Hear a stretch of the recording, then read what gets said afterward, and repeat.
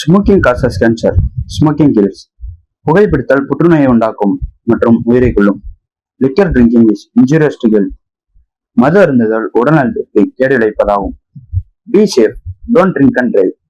பாதுகாப்பாக இருப்பேர், மது அருந்திவிட்டு வாகனம் ஓட்டாது.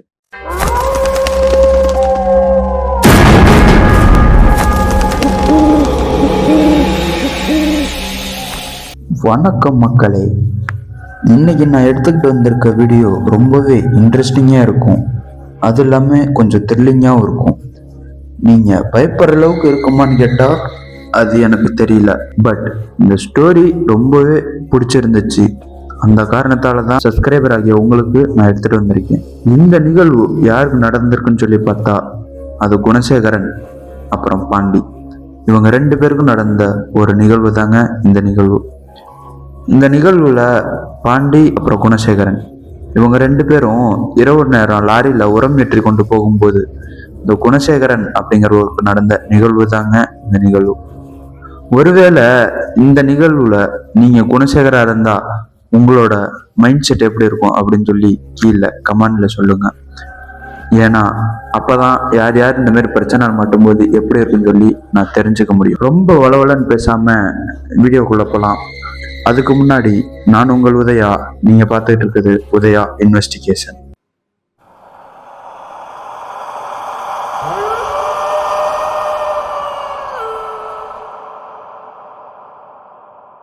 நான் ஏற்கனவே சொன்ன மாதிரி பாண்டி அப்புறம் குணசேகரன் இவங்க 2 பேருக்கும் நடந்த நிகழ்வு தாங்க.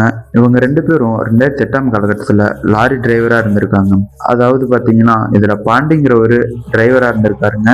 குணசேகரன் அப்படிங்கிறவர் வந்து கிளீனரா இருந்திருக்காரு. ஆனா இந்த குணசேகரனுக்கு ரொம்பவும் நல்லாவே வண்டி ஓட்ட தெரியுங்க. ஆனா இவர் வந்து பாத்தீங்கன்னா வண்டி ஓட்ட பாண்டிங்கிறவர் தரமாட்டாரு. ஏன்னு சொல்லி பாத்தீங்கன்னா இவருக்கு வந்து லைசன்ஸ் இல்லைங்க அந்த காலகட்டத்துல. அந்த காரணத்தால இவர்கிட்ட வண்டி தரமாட்டாரு. இவங்களோட ரெகுலர் டியூட்டி என்னன்னு சொல்லி பாத்தீங்கன்னா தூத்துக்குடியில இருந்து உரமுட்டை ஏத்திக்கிட்டு, அதாவது மதுரை தாண்டி ஒரு 20 கிலோமீட்டர் தள்ளி இருக்கக்கூடிய ஒரு கிராமத்துல தாங்க அதை போய் இறக்கணும். இதுதாங்க இவங்களுக்கு ரெகுலர் டியூட்டியாவே இருந்துச்சு. அதே மாதிரிதாங்க இவங்க அன்றைக்கு காலையில கிளம்பி இரவு நேரத்துல அங்க போய் சேர்றாங்க. அப்படி போனாங்க அப்படின்னா கிட்டத்தட்ட 2 நாட்கள் 3 நாட்கள் ஆகிருங்க. அதாவது எப்படி சொல்லணும்னு பாத்தீங்கன்னா திங்கட்கிழமை அன்னைக்கு நைட்டு போறாங்க அப்படின்னா செவ்வாய்க்கிழமை பகல்ல லோடு ஏற்றிக்கிட்டு செவ்வாய்க்கிழமை நைட்டு இல்லைன்னா புதன்கிழமை காலையில அந்த டைம்ல தாங்க அவங்க வந்து சேருவாங்க. இப்படிதான் இந்த பாண்டி குணசேகரன் இவங்க 2 பேரும் அவங்க லோடு ஏற்றிக்கிட்டு கிளம்ப கிட்டத்தட்ட ஒரு 9 மணி பக்கம் ஆகிடுதுங்க அன்றைக்கு இரவு. அந்த காரணத்தால நீங்க இங்க இருந்து கிளம்ப 9 மணி பக்கம் ஆகிய காரணத்தால இவங்க வண்டி எடுத்ததுமே 2 கிலோமீட்டர்லயே ஒரு கடை ஒண்ணு வருதுங்க, ஹோட்டல். அந்த ஹோட்டல்லையே இரவு சாப்பாடு முடிச்சுட்டு போயிடலாம்னு சொல்லி அவங்க முடிவு பண்ணிடுறாங்க. அப்படி முடிச்சுட்டு இந்த குணசேகரன் அப்படிங்கிறவர் என்ன சொல்றேன்னு சொல்லி பார்த்தீங்கன்னா, அண்ணே நம்ம நைட்டு ஃபுல்லா டிராவல் பண்ண போறோம். அந்த காரணத்தால மேபி இடையில பசி எடுத்தா அன்டைம்ல எங்கேயும் கடை இருக்காது. அந்த காரணத்தால இங்கேயே ஏதாவது சாப்பாடு வாங்கிட்டு போயிடலாம்னு சொல்லும்போது அவங்க 2 பேருக்கும் பரோட்டா தாங்க வாங்கிக்கிறாங்க பார்சல். இப்ப இந்த குணசேகரன் பாண்டி இவங்க 2 பேரும் பேசிக்கிட்டு கிளம்பிக்கிட்டு இருக்காங்க. அதாவது பாத்தீங்கன்னா இந்த குணசேகரனுக்கு வந்து கல்யாணம் ஆகுவாங்க. இந்த பாண்டிங்கிறவங்களுக்கு கல்யாணம் ஆகிடுச்சு. இந்த பாண்டிங்கிறவங்களுக்கு கல்யாணம் ஆகி ஒரு குழந்தை இருக்குங்க. ஆனா குணசேகரன் கல்யாணம் ஆகாத காரணத்தால எந்த பொண்ணை பார்த்தாலும் சைட் அடிச்சுக்கிட்டு தான் வருவாராங்க. அந்த பாண்டி அப்படிங்கிற கிட்ட, அண்ணே அந்த பொண்ணு என்னதாங்க பாக்குது அப்படின்னு சொல்லிட்டு ரொம்பவும் ஜாலியா பேசி கிண்டல் பண்ணிட்டு தான் வருவாராங்க. இதையும் பாண்டி வந்து பெருசா எதுவும் எடுத்துக்காம அவரும் ஜாலியா ரசிச்சுக்கிட்டு தான் வருவாராங்க. இப்படி இருக்கையில ஒரு நாள், நீயும் கல்யாணம் பண்ணிக்கலாம்லடா ஏதாவது பொண்ணை பார்த்து, அந்த பொண்ணு தான் உன்னை பாக்குதுங்கிற இல்ல, அதை லவ் பண்ணி கல்யாணம் பண்ணலாம்லன்னு சொல்லும் போது அவர் என்ன சொல்றாருன்னா, அண்ணே நானே வேணாம்னு சொல்றேன், இந்த பொண்ணு தானே என்னை கட்டிக்காது அப்படிங்கிற மாதிரி சொல்றாருங்க. இப்படி சொல்லிட்டு போய்கிட்டே இருக்கும்போது பாத்தீங்கன்னா கிட்டத்தட்ட அந்த மதுரைக்கு அருகாமையில் பக்கம் வந்துட்டாங்க. இப்படி இவங்க அந்த இடத்துக்கு வந்து சேரும்போது பார்த்தீங்கன்னா நள்ளிரவு 1-1:30 பக்கம் ஆகிருதுங்க. அந்த டைம்ல அதாவது அந்த மதுரைக்கு முன்னாடியே ஒரு ரைட்டு கட் பண்ணோம்னா ஒரே ரோடாங்க. ஆனா அந்த ரோடு வந்து ரொம்பவும் குறுகலா இருக்க காரணத்தால ஒரு நாளும் அந்த ரோட்டை வந்து பயன்படுத்த மாட்டாங்களாங்க இந்த பாண்டி குணசேகரன். ஆனா இந்த பாண்டி அப்படிங்கிற டிரைவர் வந்து முன்னாடி நாளும் கண்ணு முழித்து ஓட்டி பகல்லையும் வந்து ரெஸ்ட் எடுக்காம அடுத்த நாள் அப்படியே கண்டினியூவா வண்டி ஓட்டுவோம், அவரால் வண்டி ஓட்ட முடியலைங்க. அந்த காரணத்தால இந்த குணசேகரன் கிட்ட அந்த ரைட்டு கட் பண்ணிட்டு, இப்ப நீ வண்டி ஓட்டுறா, இந்த இதுல வந்து எந்த ஒரு போலீஸும் இருக்க மாட்டாங்க, இந்த காரணத்தால நீ வண்டி எடுத்துக்கிட்டு போ, நான் கொஞ்ச நேரம் தூங்குறேன் அப்படிங்கிற மாதிரி சொல்லிட்டு இந்த வண்டியை வந்து ஒரு ஓரம் கட்டுறாருங்க. ஓரம் கட்டிட்டு இந்த பாண்டிங்கிறவரு, அதாவது டிரைவர் சீட்டுக்கு பின்னாடியே பெட்ல போய் படுத்து தூங்க ஆரம்பிக்கிறாருங்க. இப்படி தூங்கும்போது பாத்தீங்கன்னா இந்த குணசேகர் அப்படிங்கிறவர் தாங்க வண்டி ஓட்டுறாரு. நான் ஏற்கனவே சொன்ன மாதிரி இந்த குணசேகரனுக்கு வந்து ரொம்பவும் நல்லாவே லாரி ஓட்டுவாருங்க. அவருக்கு தராதது காரணம் என்னன்னா, அவருக்கு வந்து லைசன்ஸ் கிடையாது, அந்த ஒரு காரணம் மட்டும்தான். அந்த ரோடு பார்த்தீங்கன்னா கிட்டத்தட்ட ஏதாவது வண்டி வந்தால் கூட ஒதுங்க முடியாதுங்க, அப்படிப்பட்ட ரோடு தான். ஆனால் அன்டைம் அப்படிங்கிற காரணத்தால் எந்த ஒரு வண்டியும் வராதுன்னு சொல்லி இந்த குணசேகரனும் வண்டி எடுத்துக்கிட்டு போயிட்டு இருக்காருங்க. கிட்டத்தட்ட ஒரு 9-10 கிலோமீட்டர் தாங்க போயிருப்பாங்க. அந்த டைம்ல பார்த்தீங்கன்னா இந்த பாண்டிங்கிறவர் நல்லா அசதியில் தூங்கிட்டாருங்க. 2 நாள் கண்ணு முழிச்சு ஓட்டவும். இப்ப அந்த குணசேகரன் போய்கிட்டே இருக்கும்போது பாத்தீங்கன்னா அவருக்கு வலது பக்கம் ஒரு பெண்மணி வந்து லாரிய தேக்குறாங்க. இந்த பெண்ணை பார்க்கும்போது ரொம்பவும் அழகா இருக்காங்க. நான் ஏற்கனவே சொன்ன மாதிரி ஒரு பொண்ணு வந்து லாரிய தேக்குதுங்க. அப்படி தேக்கும் போது இவர் வந்து இந்த பின்னாடி இருக்க பாண்டிய திரும்பி பாக்குறாருங்க. ஆனா இதை பார்த்த குணசேகரனுக்கு நல்லாவே தெரிஞ்சதுங்க, இது வந்து அன்டைம்ல இருக்கக்கூடிய ஒரு திருநங்கை அப்படிதானு.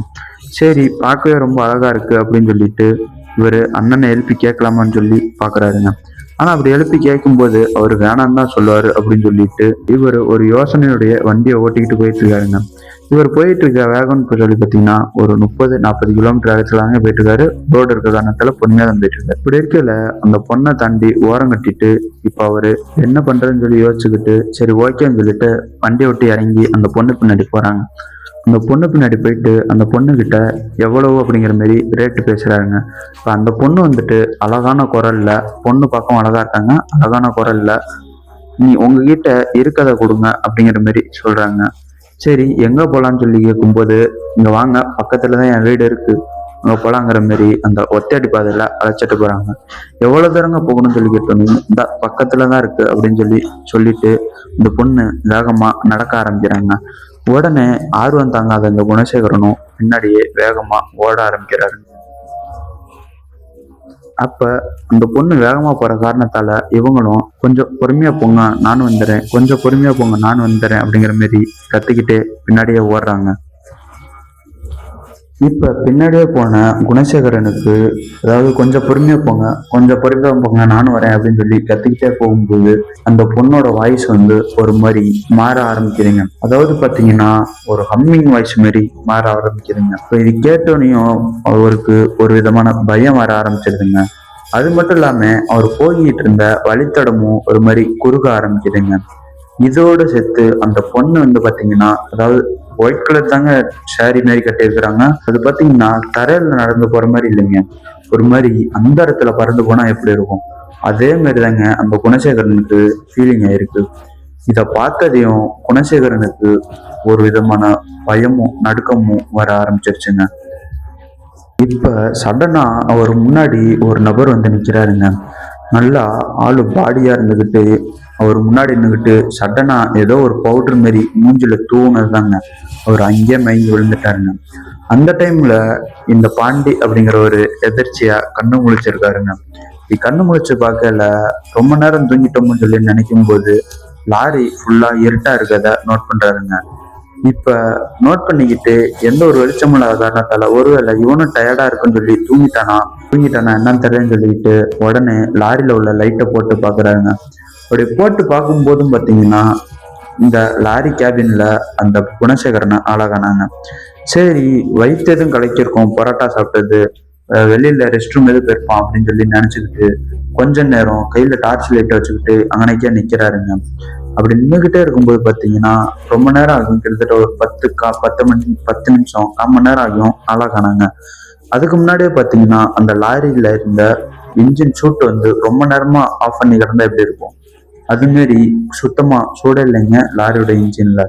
இதெல்லாம் தெரிஞ்சுக்கிட்ட பாண்டி அப்படிங்கிற ஒரு வண்டியை நிறுத்தி போட்டு எங்க போனான்னு தெரியலன்னு சொல்லிட்டு, அதாவது லாரிக்கு பேக் சைடு போய் தேடிட்டு வர்றாருங்க. அதான் வந்த வழியில போய் பாக்குறாருங்க எங்கேயும் போயிருக்கானான்னு.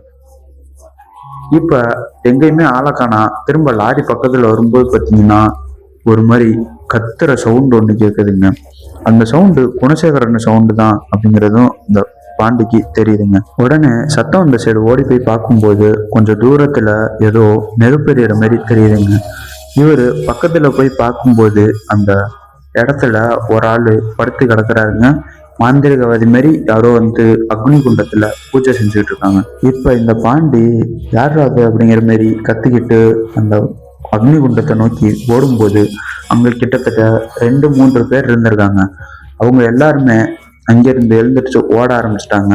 அப்படி அங்க போய் பார்க்கும்போது தான் பாண்டி அப்படிங்கிறவர் வந்து மிரண்டு போயிருக்காருங்க. ஏன்னு சொல்லி பாத்தீங்கன்னா அந்த இடத்துல இந்த குணசேகரன் மயங்கிய நிலைமையில, அது மட்டும் இல்லாம அவர் போட்டிருந்த ட்ரெஸ் எல்லாம் கழட்டிட்டு ஒரு காவி வேட்டி கட்டியிருக்காருங்க.